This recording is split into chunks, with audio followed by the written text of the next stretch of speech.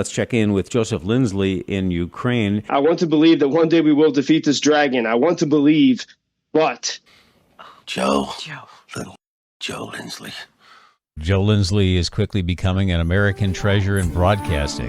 Welcome to Ukraine Bank.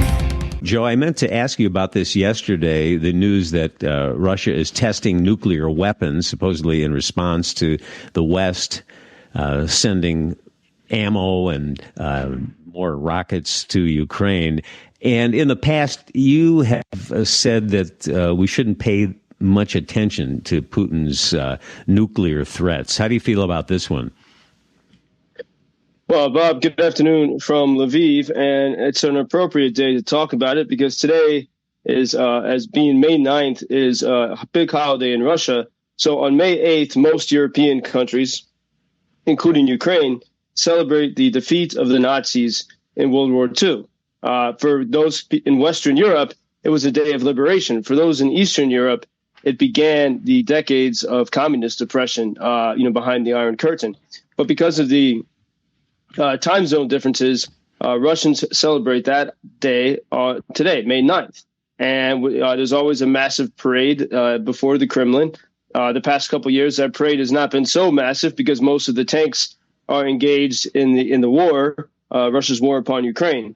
But there's always this. There's a lot of speculation, and Russian social media and Russian propagandists try to push the idea that Putin will do something extraordinary on May 9th. And because it's such an important day for Russia, for Mother Russia, he wants to claim, at his parade, claim some great success. And whether it was May 9th, 2022, or May 9th, 2023, or now May 9th, 2024, in the lead up, we always have very dire warnings.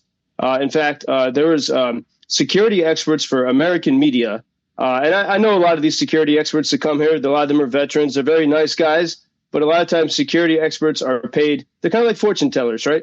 They have to they try not to be wrong and try to protect their people.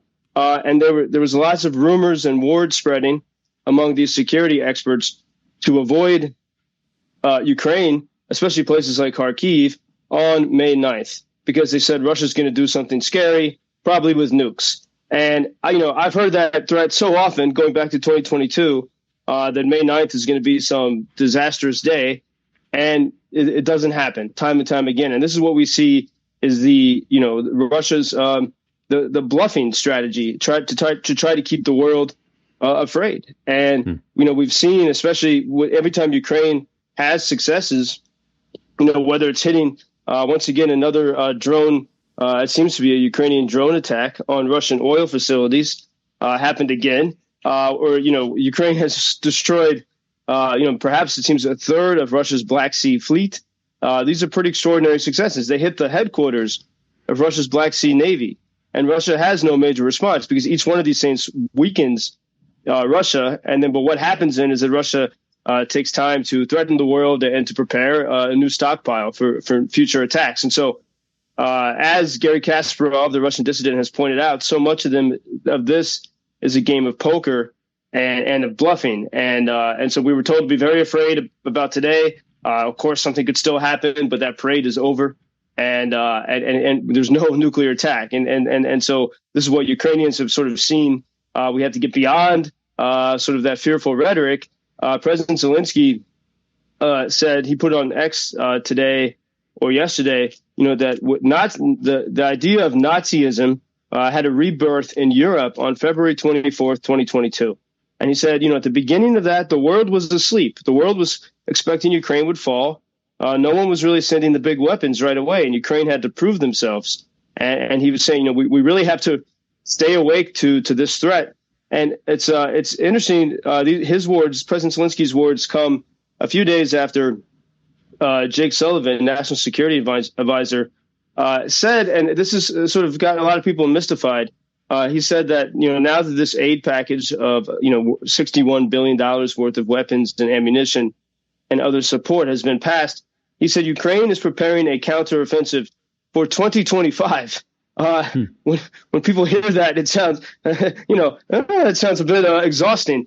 And it's strange. When we look at it last year, how the narrative was built up that Ukraine is doing this and going to have this amazing counteroffensive. Meanwhile, the tools didn't arrive. The Russians blew up that dam, and that counteroffensive did not materialize. And so it's strange, this rhetorical strategy of building up yet another one, and so far in the distance. This has a lot of people confused and mystified. But so amid all that, we still have Ukrainians are holding the line at the front. I think we're waiting to see more reports of if these long-range weapons are making a difference. And we did just in the past hour, the Russians did send bombs, send missiles to the regions of Odessa, not to the city, to the region, Mykolaiv, and to Chernihiv in northern Ukraine. But other than that, it's not a day of fear and trembling here, even though it is this major Russian holiday today. Hope you're right about Putin's threats. Listen to this text we got, Joseph.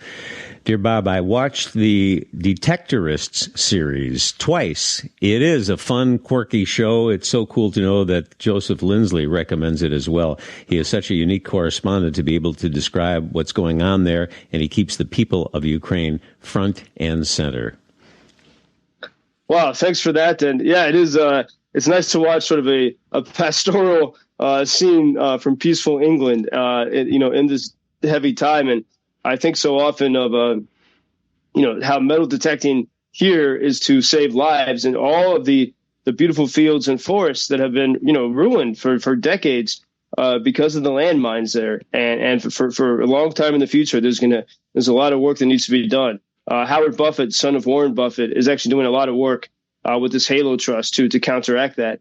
And it's but we need these and I think Ukrainians, you see this, you need good art and you need storytelling to help you get through these difficult times. There's the guy that owns a jazz club in Odessa. He's sort of a jazz or maestro in Odessa and a very thoughtful writer. And he wrote, Odessa has been so heavily hit really in the past weeks. And he said, I want to believe that one day we will win and we will become a unique example of victory by the power of spirit. But he said that the victory day, it won't be a big party. It will be we will have complaint and sort of fasting and grieving for 3 days. There will be no concerts. There will be no loud songs. It will be a time, everyone's going through so much trauma. He's saying that, we're going to need this time to grieve and get through this.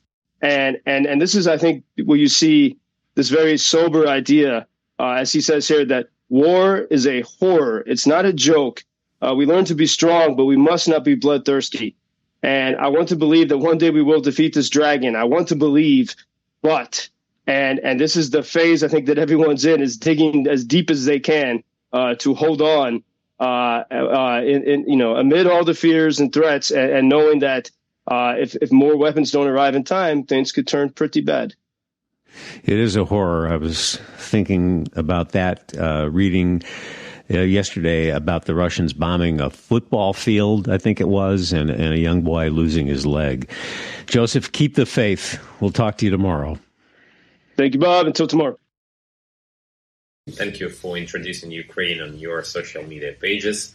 That's very important that much more people can get more information about the situation here and how everybody can help Ukraine to stay stronger and to save all the world. Что он сказал? Well, which side are you on? На чьей ты стороне? Come on now. Oh, which side are you on? На чьей ты стороне?